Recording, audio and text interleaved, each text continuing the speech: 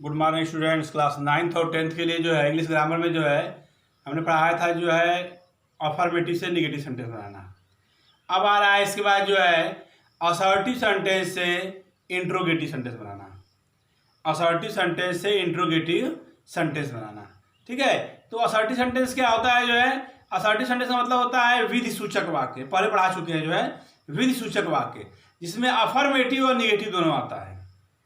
Affirmative sentence और negative sentence दोनों आता है।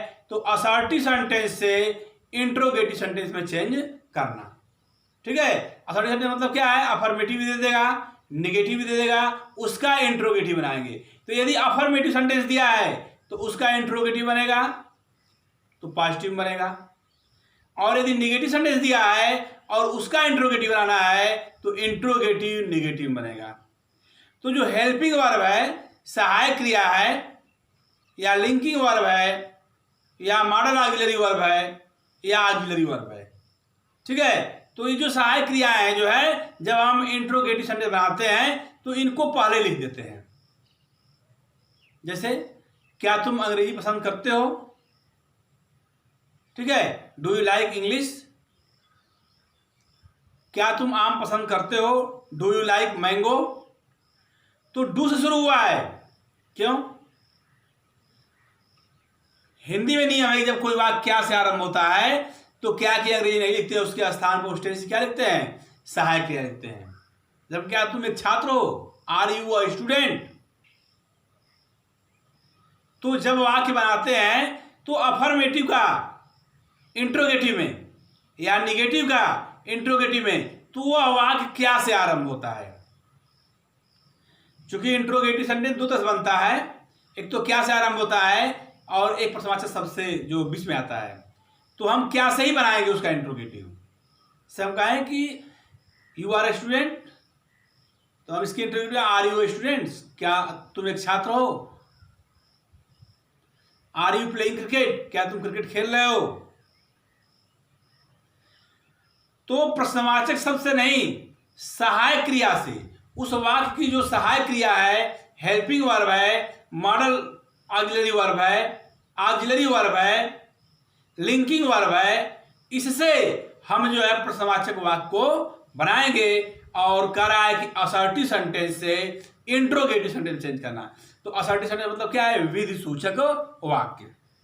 यानी अफर्मेटिव दिया है तो हम इंट्रोगेटिव का पॉजिटिव बनाएंगे, सकारात्मक बनाएंगे। अगर निगेटिव में वाक्य दिया है और कह रहा है कि इंट्रोगेटिव बनाइए, तो इंट्रोगेटिव निगेटिव बनाएंगे जो है, ठीक है। ऐसे इसका हम वाक्य बनाएंगे। देखते हैं जो है क्या कह रहा है, जो है वाक्य कह रहा है कि असर्टिव से इंट्रोगेटिव सेंटेंस बनाना। यह असर्टिव सेंटेंस है, इधर इंट्रोगेटिव सेंटेंस है, ठीक है। जैसे हम कहें कि दिस मैंगो इज स्वीट, यह आम मीठा है।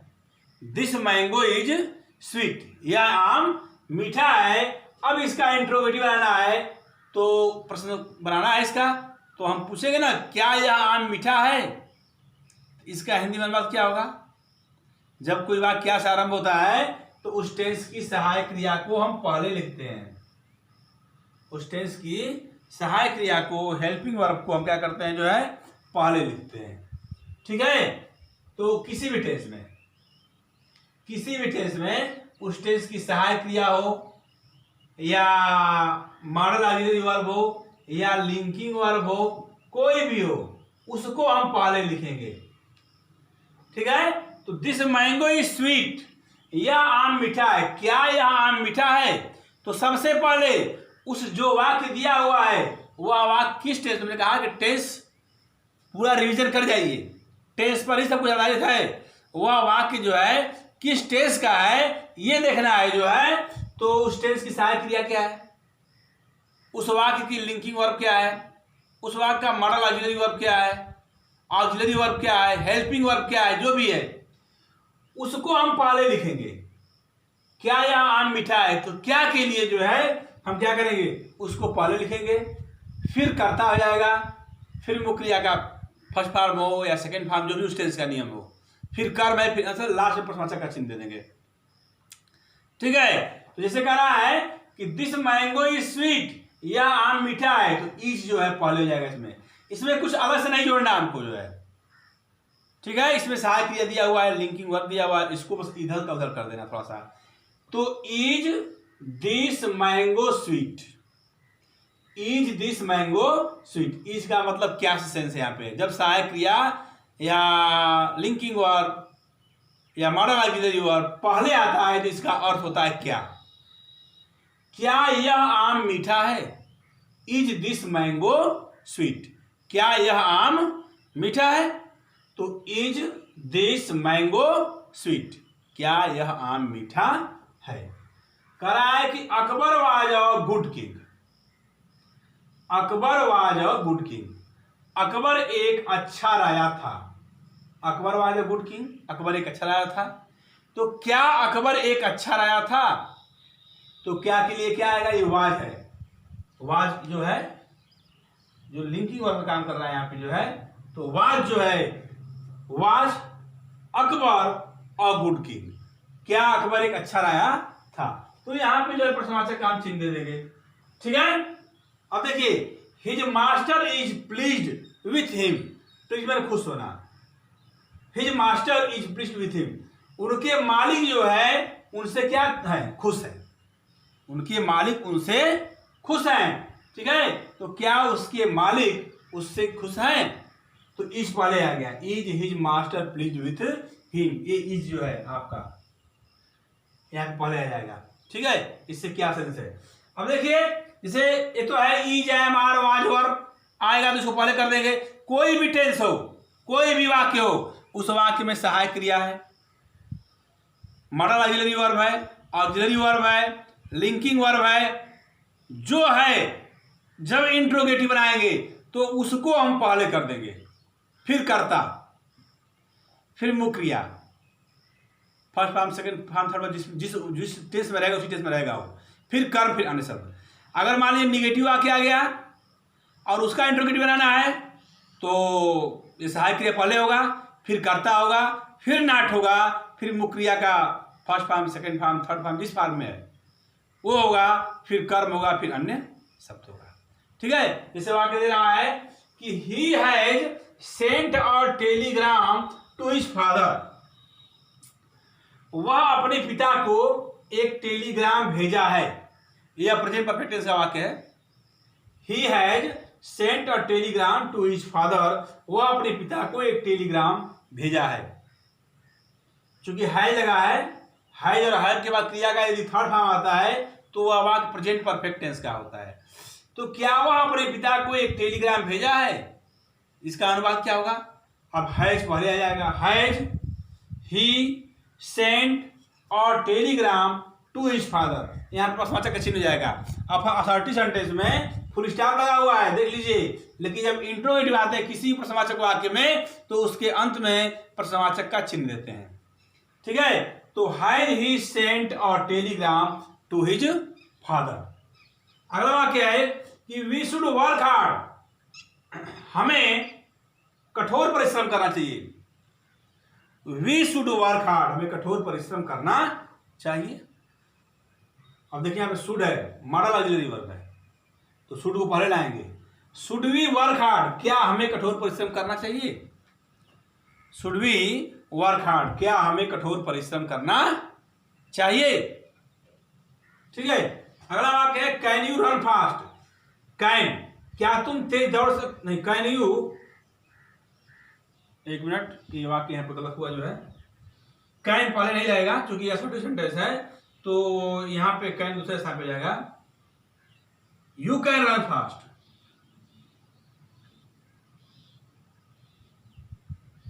यू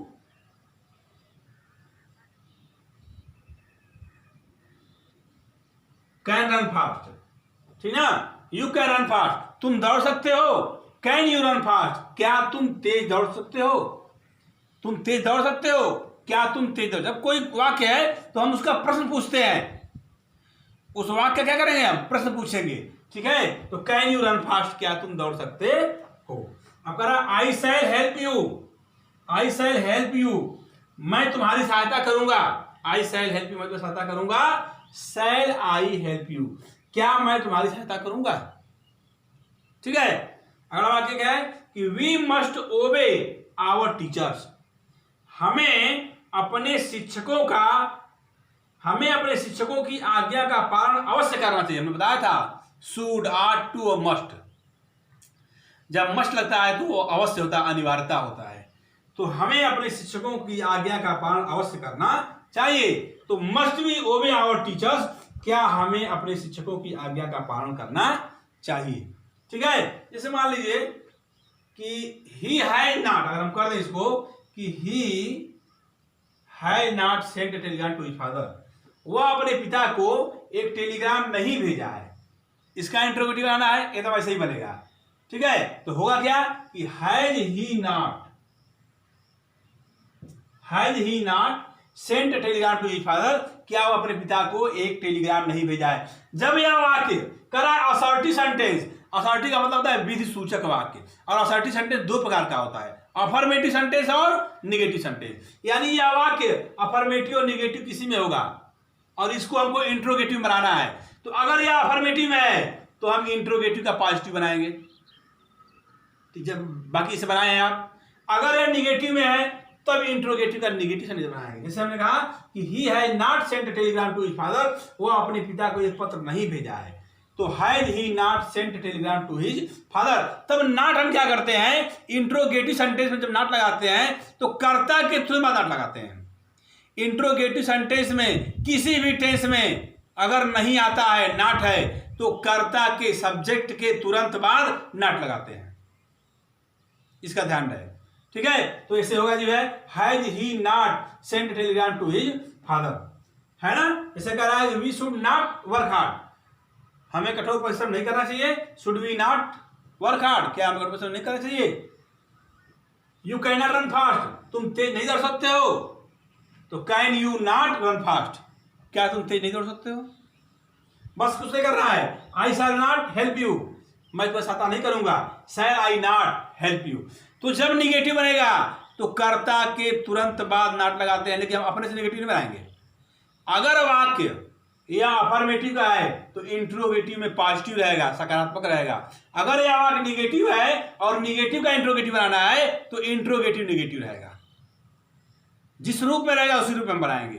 ठीक है, और किसी भी टेंस में प्रश्नवाचक वाक्य बनाने के लिए हमको दो तरह के नियम है।